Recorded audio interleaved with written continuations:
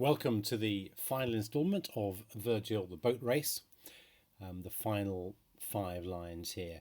So Cloanthus has prayed.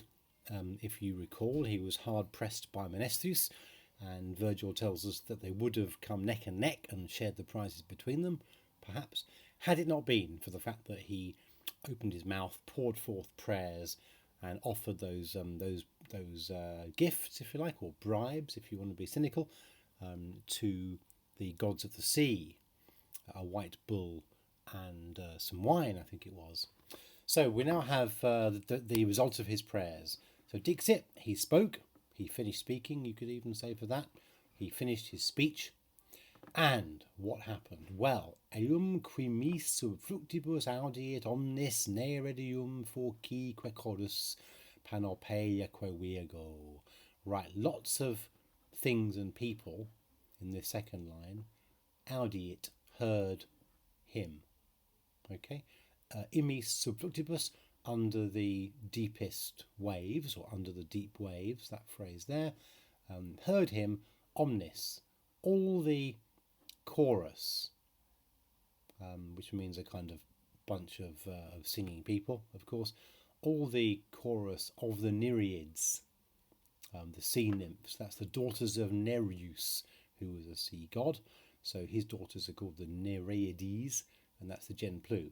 So the whole chorus of the Nereids and of Phorcus, that's another genitive, so the chorus of the Nereids and the chorus of Phorcus.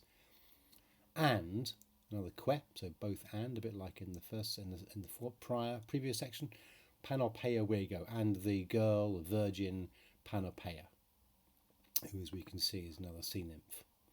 So a whole sort of crowd of random sea deities here heard him, and somebody else heard him, though we're not told that. Pater ipse Portunus, and Father Portunus himself. You can see the word portus means a harbour, so Portunus is a god's name derived from that. He's the god of harbours, appropriately, because he gets the boat into the harbour.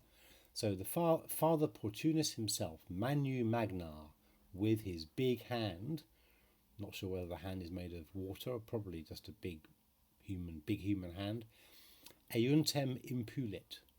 Now impulit is drove him forward, pushed him forward. Euntem, remember, like sequentem in an earlier section, it's an accusative present participle of the verb ao, I go, tells you there, gives you a clue there. So the Father Portunus himself, with his great hand, pushed him going, literally. So pushed him as he went, might be a way of translating that. And that's obviously the boat in which Cloanthus is. Illa, that's the boat, now feminine, because a navis is feminine.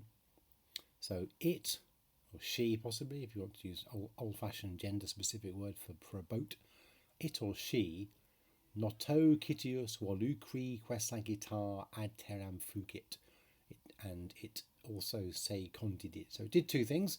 Firstly, it fugited, and then it se condidited.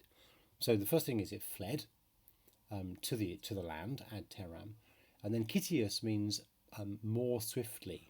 See, cito is quickly, citius is the comparative adverb, more quickly, and if you remember, the ablative case is used for than in Latin. So more swiftly than the notus, the south wind, and more swiftly implied than a volucri sagitar, a winged or speeding, flying arrow. So it or she fled to the land faster than the south wind, or we can say here, I think, orus, a flying arrow, and it se condidit, it buried itself, portu alto, ablative agreeing with each other, in the deep, or high possibly, but here deep, in the deep harbour.